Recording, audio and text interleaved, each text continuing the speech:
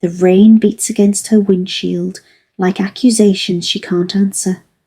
Maya's hands grip the steering wheel, knuckles white against the black leather. Her phone buzzes on the passenger seat. Another unknown number. She doesn't look, can't look. The voicemail notification blinks like a warning light she's learned to ignore.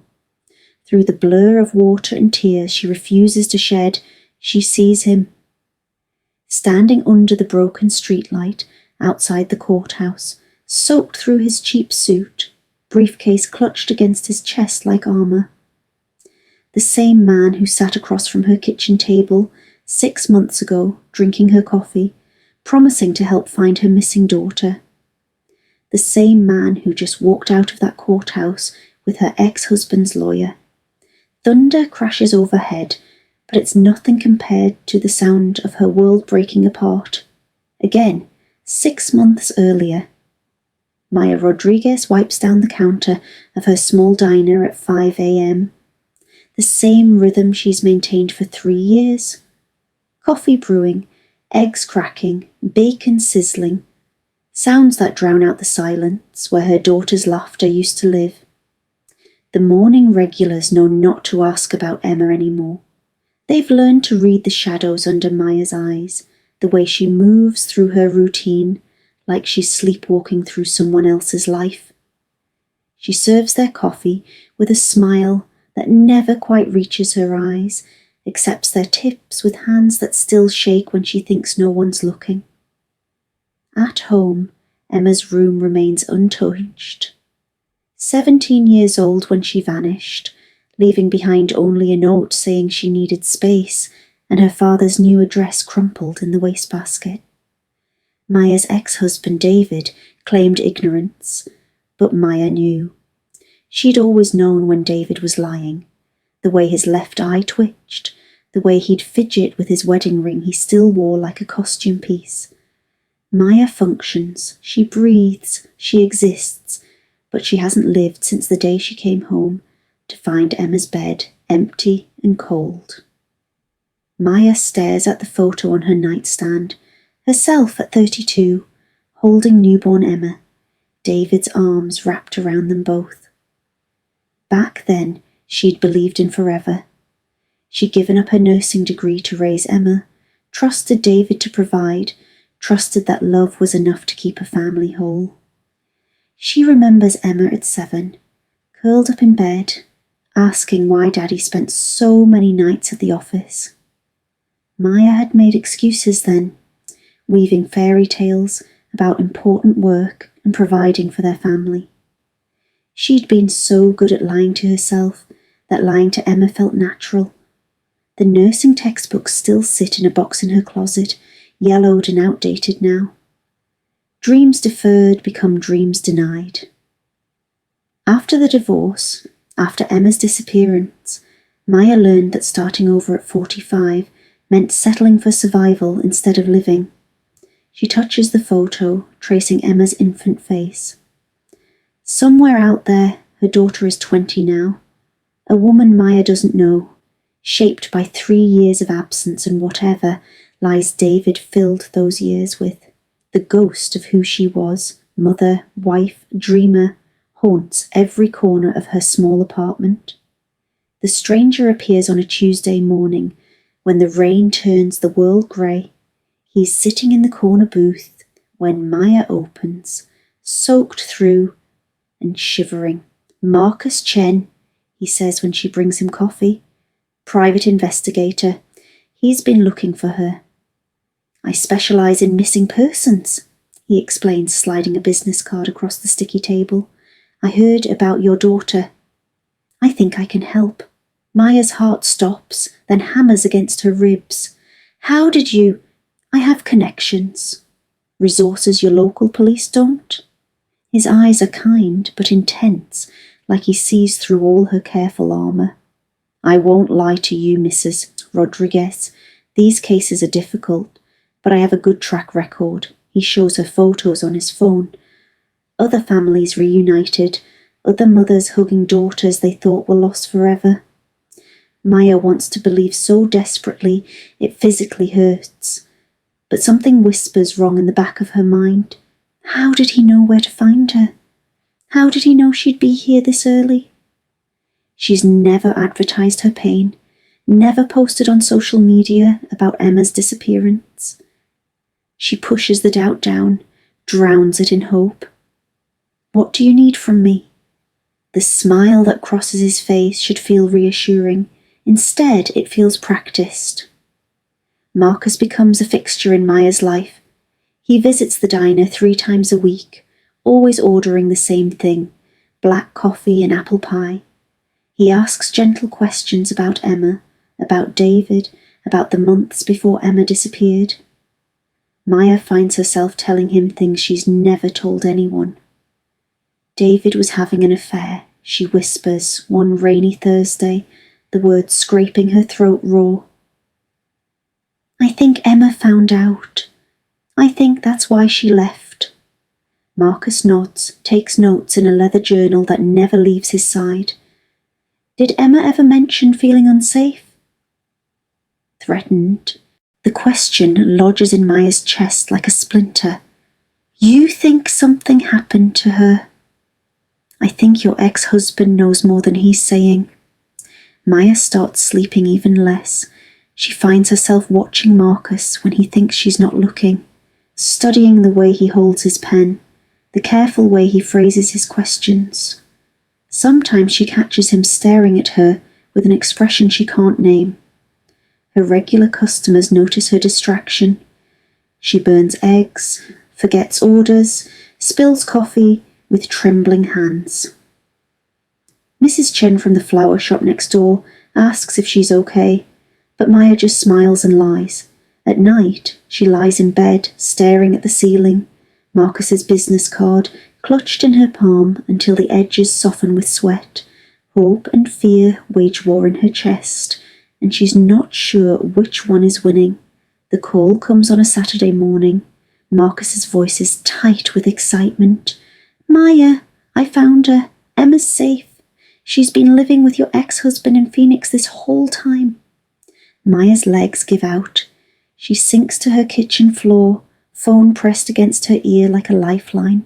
Can I talk to her? There's more, Maya. David's been using Emma to hide assets from your divorce settlement. Money he stole from your joint accounts. I have documents. I don't care about the money. Maya is crying now. 3 years of held breath finally released. I just want my daughter. There's going to be a custody hearing. Monday morning. David's lawyer is claiming Emma ran away because you were unstable, but I have evidence. Maya can barely think through the rush of joy and rage and relief. Her daughter is alive. Her daughter has been 20 minutes away from David's old office this entire time, and Maya has been serving coffee and dying slowly by degrees. Monday morning, Maya sits in the courthouse bathroom, hands shaking as she applies lipstick. Today, she gets Emma back. Today, she stops being a ghost. But when she walks into the courtroom, her world tilts sideways. Marcus is sitting at David's table, papers spread between them, talking in low voices like old friends. Their eyes meet across the room. Marcus's face is calm, almost apologetic. The bailiff calls the court to order, and Maya realizes she's been played by an expert. Maya doesn't scream, doesn't rage, doesn't collapse in the courthouse hallway like they probably expect her to. She simply stands up, walks out, and drives home in perfect silence. In her apartment, she moves like a sleepwalker. She packs Emma's room, every stuffed animal, every photo, every piece of clothing that still smells like the daughter who chose her father's lies over her mother's love. The boxes go into storage. The room becomes an office. Marcus calls 17 times. His voicemails progress from apology to justification to silence. Maya listens to none of them. She changes her number, installs new locks, closes the bank account he helped David find. She learns the full scope of the con from David's lawyer, who feels obligated to explain. Marcus Chen isn't a private investigator. He's David's cousin, a paralegal who specialises in asset recovery. They'd been planning this for months, using Maya's desperation to get information about hidden accounts and property she might have claimed in the divorce. Emma had never been missing.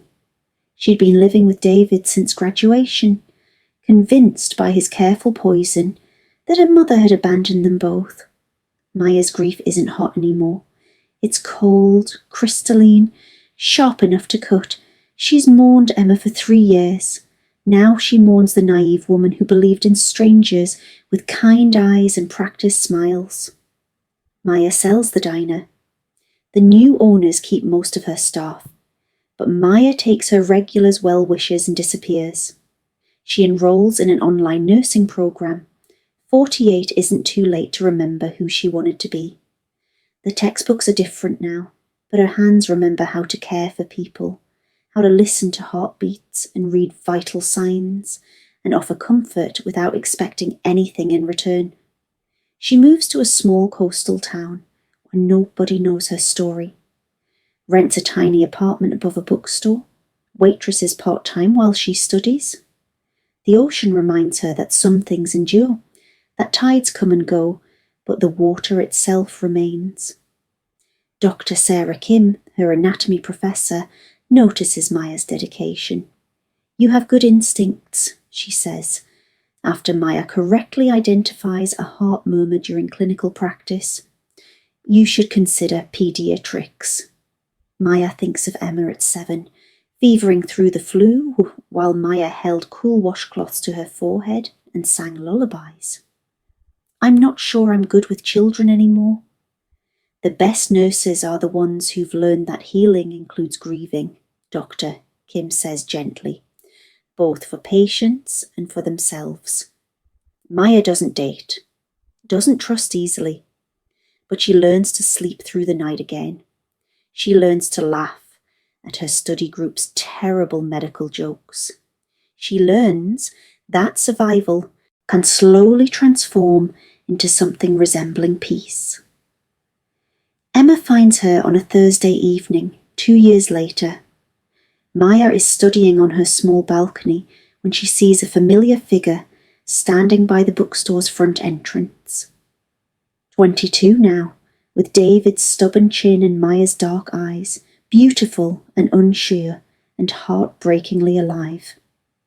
"Mom," Emma's voice cracks on the word. Maya sets down her textbook, takes a slow breath, walks downstairs without running, though every instinct screams at her to fly. They sit on the bench outside the bookstore. Emma talks for an hour about college, about slowly understanding her father's lies, about finding Maya's new address, and driving 6 hours to deliver an apology that can't possibly cover 3 years of absence. "I was 17, Emma says, crying now. "I believed him when he said you chose the divorce over us. I believed him when he said you didn't want to see me." Maya listens, studies her daughter's face, memorises the woman Emma has become without her. "What changed your mind?" "I got engaged." Emma shows her a simple ring, silver band with a tiny stone. "When Jake asked about the wedding, about walking me down the aisle, I realised I couldn't marry someone without my mother there, even if you hated me." "I could never hate you." Maya's voice is steady. "Sure, but I won't be a placeholder in your life, Emma. I won't be someone you call when you need something and ignore when you don't." Emma nods, understanding dawning in her eyes. "I want to earn my way back, if you'll let me." Maya looks at her daughter, really looks, sees David's manipulation in the careful way Emma chooses her words, but also sees genuine remorse, sees a young woman who made terrible choices and is brave enough to face the consequences. "We'll see," Maya says. "It's not forgiveness, not yet, but it's not goodbye either." 6 months later, Maya pins her nursing school graduation pin to her scrubs, pediatric ICU, children's hospital, the hardest cases, the most fragile patients. Emma sends a card, simple, Understated. Proud of you, Mum. Always have been. They text now carefully. Emma shares photos from her wedding planning, asks for Maya's opinion on flowers and venues. Maya responds when she wants to, offers what she can without drowning in hope or resentment. Standing in the hospital break room at 3 a.m, Maya looks out the window at the city lights blinking like earthbound stars. In the PICU behind her, monitors beep steadily, marking the rhythm of small hearts fighting to keep beating. She thinks of Marcus Chen sometimes, wonders if he sleeps well, knowing he broke a mother's heart for money. She thinks of David, probably telling new lies to new people, spinning new webs of careful manipulation. Mostly, she thinks of the woman she used to be. Naive, trusting, desperate to believe in kindness from strangers. Maya presses her palm against the cool window glass. She's learned that healing isn't forgetting. It's choosing who deserves access to your wounded places and who deserves only your strength.